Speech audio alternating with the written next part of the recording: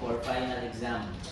Okay, so for our second final quiz, we will cover Python generic classes. Okay, so that will be the first topic for final quiz 2. Okay, so first is, let us review generic classes in Java. Ayan. So if you can still remember, we have generic classes in Java back in midterm. So as you can see, this is a generic class. Ayan, dog. Okay. So dog is a generic class because we can assign different data types to it.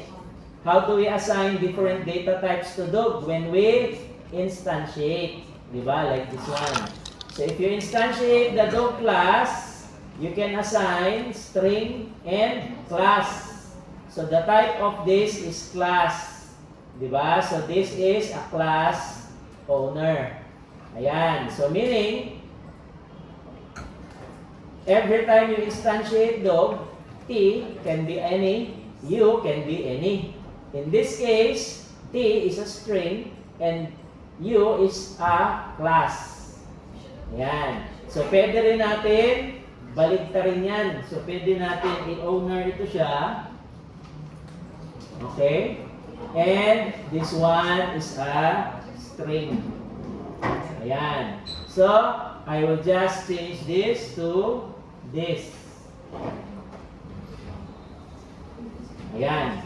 Okay, di ba? So meaning, this is of any type. Okay? Ayan. And dog is a child of animals. So animals is a parent. And an abstract class. What does it mean? So meaning, if this is an abstract class, you can create an abstract method. This will now become a requirement in the dog class. Diba? That's why we have make sound. Okay, if I remove the make sound method, there will be an error. Diba? Because make sound is required because animals is a abstract class. And this one will be the thing that is needed in the dog class.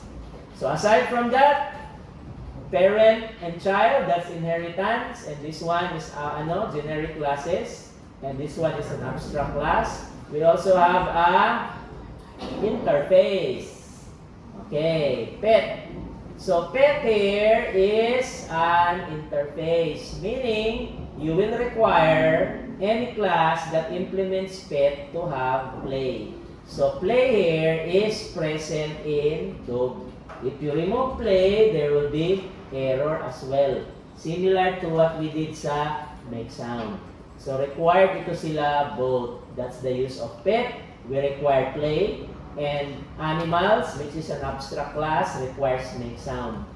Ayan. Okay, that's the interface.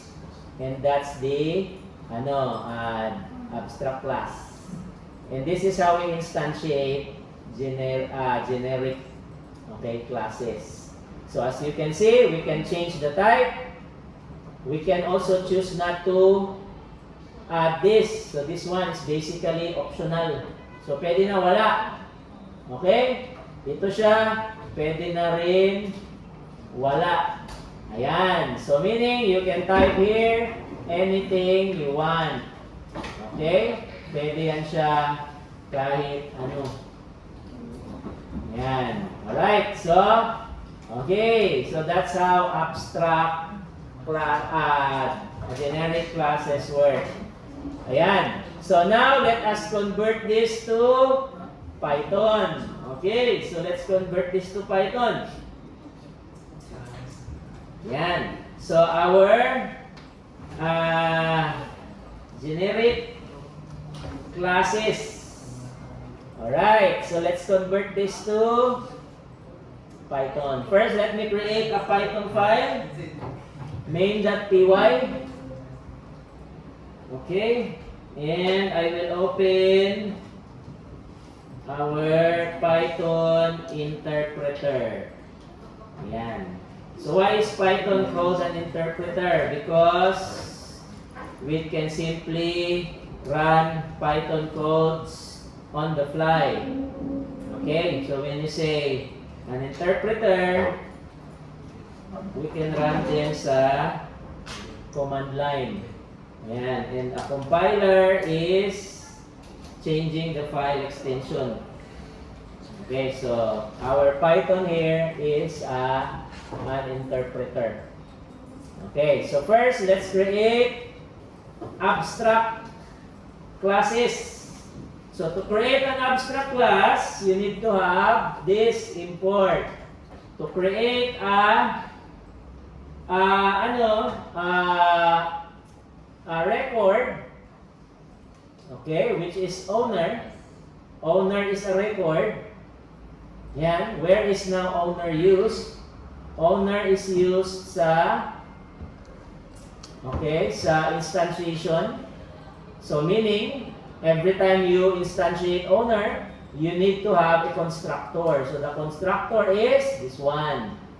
Yan. So this is a record. The name and age will become a method, and there will be two string, hash code, di ba? If you can still remember the record. Ayan, so we have a record. So for record, you will need, this is our last meeting's topic, this one. Okay, this is for our record. And then lastly is for our for our generic classes. There you go. Okay. So first one is for abstract and interface. Second one is for record. Third one is for generic classes.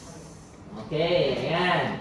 So first, let us instantiate or initialize or define all the variables needed. So in Python, you will use the type bar. So this is needed. So the type bar that we will be using is a T and U. Anyone who uses T and U in our code, meaning that is a type bar for our generic class. Okay. So let's start first with animals. Yan. So for animals, this is our class. Ayan. Which is parent. This is the child for our ABC class. Ayan. Next we have a constructor and methods. Ayan. There you go. This is the constructor.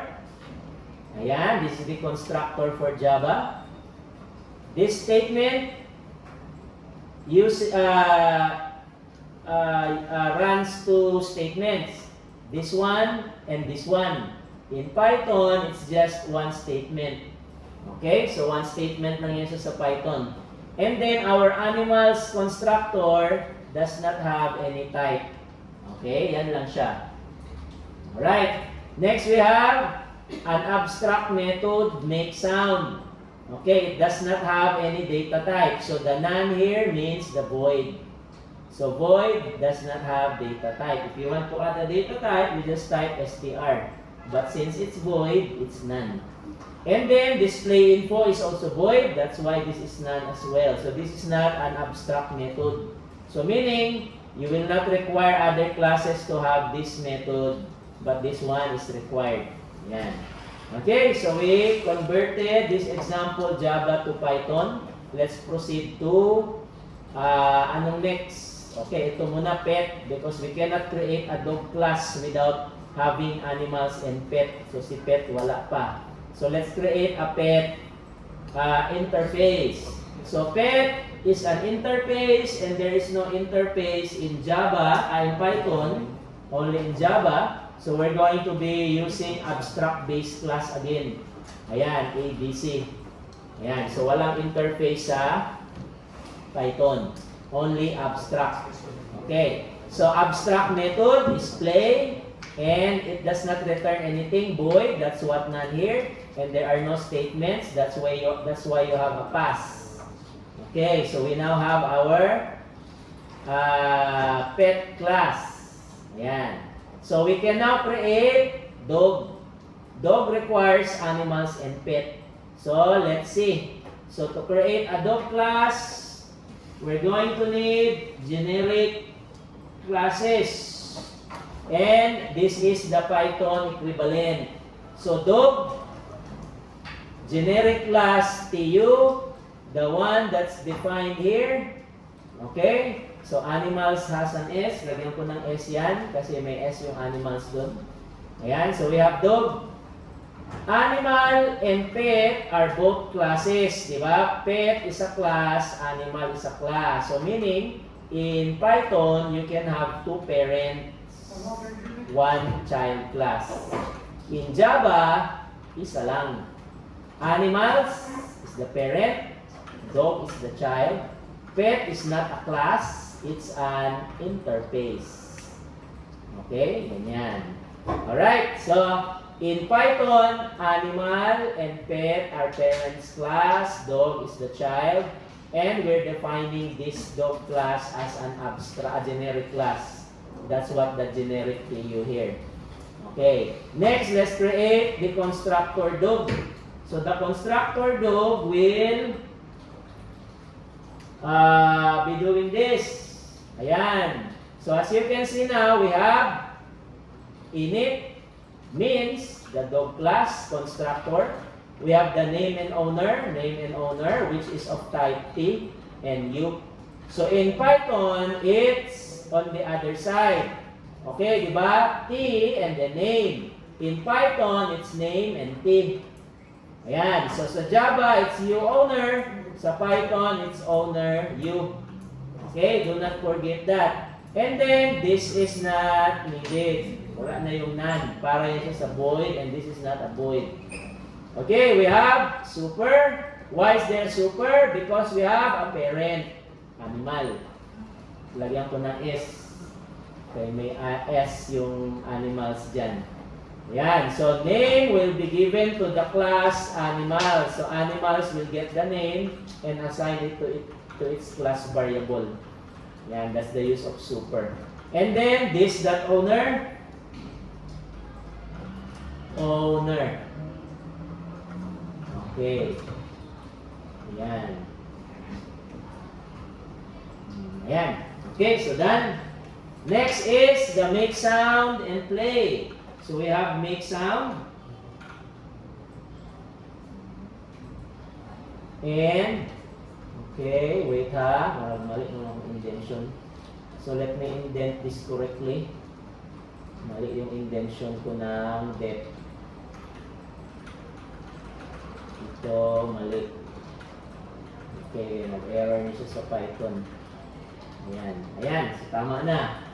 Okay, so make sound is void. So void none. Okay, klaro ha. And then play is also a void. So lagyan ninyo ng none. Okay, ganyan. So indentation. Yan. Okay, so that's it. We converted our Java to Python. So that's basically is the equivalent. Okay, in Python. Alright, so next we have, ano pang kulang? So we have owner. So owner is a record. Okay, so how do we do that in Python? We're going to use data class. Ito. Okay, we're going to use data class. So this is the equivalent of owner. Data class, this one, owner. Ayan, it's not an implement or extends, it's just owner. And then we have the two constructors. So this will act as a constructor, not a class variable. So if you instantiate owner, it will be like this. Yan, constructor na yan siya. Automatic constructor ito. Yan, okay? So similar to Python, these are constructors. Okay, next we have, ano pang kulang? Poodle. Okay, so our poodle is a child and a generic parent, generic. Dog has two variables here. Ayan, T and U. Okay? Poodle also requires two variables, T and U. That's why if you instantiate poodle, you need the T and then the U. Okay, so that is our poodle. So let us convert this to Python. Ayan, so that's the equivalent. Alright, so poodle. Okay, may kulang pa yan. Dagdagan ko lang. So it's this one.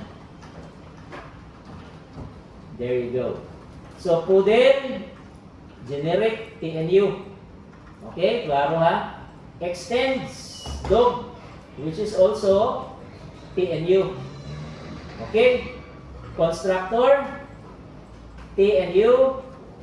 Okay? This one is not needed. Pwede na wala yung none. There you go. And then, make sum and do tricks. Okay? Wala naman siya dito sa poodle. We can just remove this one. Ayan. So, that's it. Ayan. So, we have all of the classes. So, I will just copy this one. Okay? And paste this in my Python. Yan. So, before that, we need a main. Okay, there you go. Yan. So, let's convert this to Python. So, in Python, this is not needed. This one is not. Remove the semicolon. Okay, this one is not needed. Wala na ito. Ayan, this one is not needed. Not needed. Okay, so everything else is simple sa Python. Okay, there you go. This one is not needed as well. Ayan. Ayan, wala nang new. Okay, ito wala na. Semicolon. Okay, ang system out is just print. Okay, ito name. Age. So age is a variable in Python. In Java, it's a method. And then to string. So yung to string natin in Python, it's REPR. Okay, so ayan yun. There you go. Ayan. Okay, so we successfully converted all the Java statements to Python. Let me just do some indentation. Okay, kay that's the requirement. Ayan. Okay, so if I run this, it will output the following. So what's the name? Ito name. Okay, ito. Output niya. And then the age. It's this one. Okay. So in this case, the age is coming from ABC. The name is coming from poodle. My poodle. That's why this is the name and this is the age. And this is its output. And this one is the string. Okay, ito. Convert to string which does not have any. Okay, so ang merong string is, yan, let's see if merong string si ABC.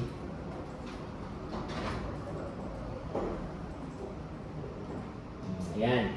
Okay, yun yung merong string. So the my poodle does not have any string. Ang meron lang is si owner. Itong si ABC. Because ABC is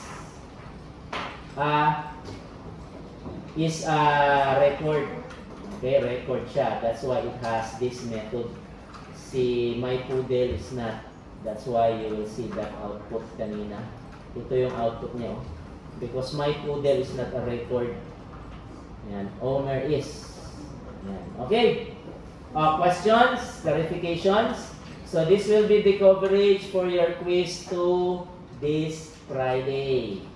Ayan. So for your quiz to this Friday, I will give you a different type of questions. Hindi naman output similar sa quiz 1. You're going to look for missing statements. For example, I will remove this one. Ayan. Okay. So meaning, how would you know what the missing statement is? This is a class, this is a parent, this is a child, automatic may super yan. Diba? Alam nyo naman yan, diba? We already discussed that. So meaning, itatype ninyo dyan yung statement na missing. Ang super, hindi pwedeng ilagay sa ibaba. It's always after the def. And I will place a blank space here. Merong blanco dyan. So meaning, you will know where the statement is supposed to be. In this case, constructor yan, automatic super kasi may parent, may child. Okay? Yan. So that's the type of question you will be answering. For example, ito naman siya is, ayan, pet. Dog is pet is an abstract class, so meaning play is needed. So pag wala gani ito, yun ang i-type ninyo na answer. Kasi requirement yung merong play na method because pet is an abstract class. Okay, ganyan. So make sure you know the corresponding functionality of each class. Generic, abstract, record. Okay, because that will be needed and inheritance. Kailangan niya siya sa quiz 2.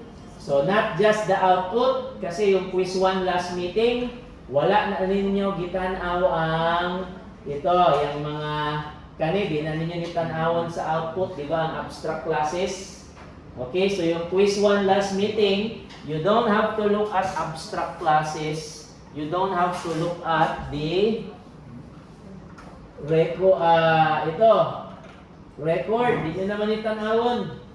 Because this is not part of the output. This is just a requirement. Requirement lang yan siya. Diba? So, ang tingnan nyo lang na output sa quiz 1 last meeting is yung mga methods. Methods lang yung tanawon.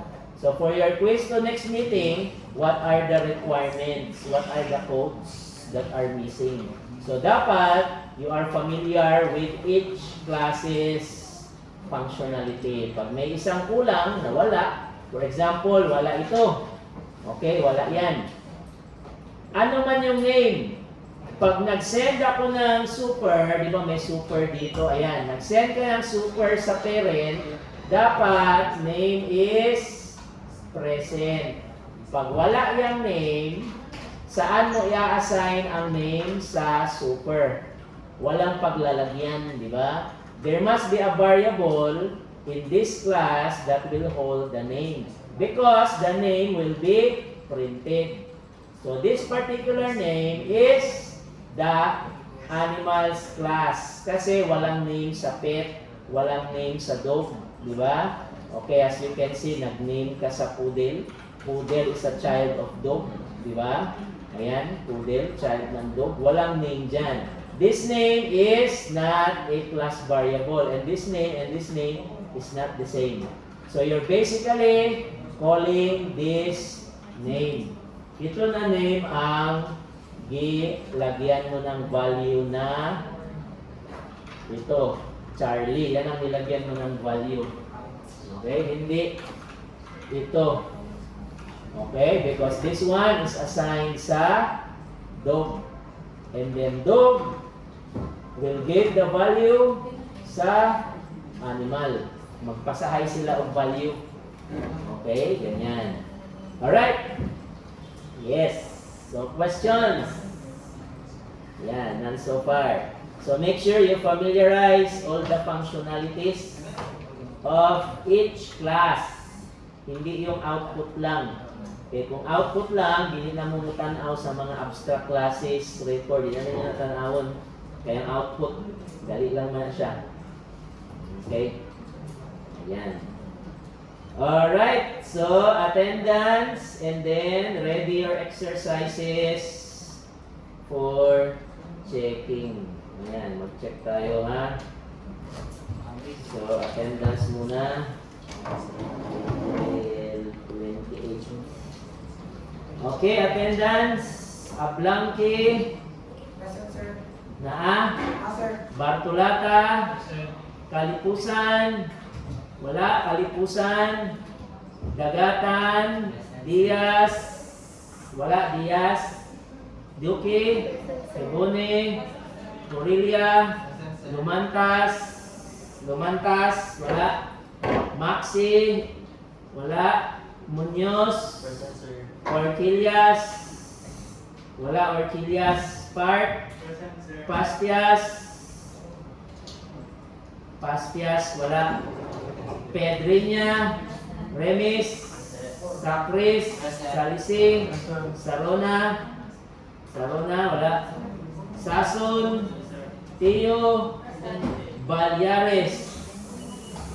Wala. Balyares. Okay, ready na? Ha?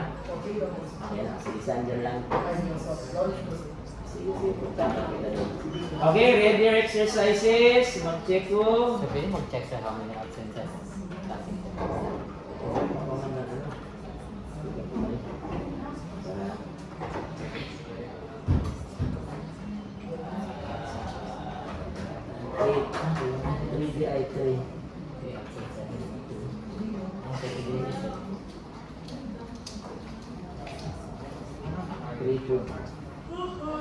Thank you, sir. Okay. Balik lang ko ha. Kaya na ko i-check sa gawas. Mag-check ko diri ha. Halat lang mga 5 minutes. Halat lang.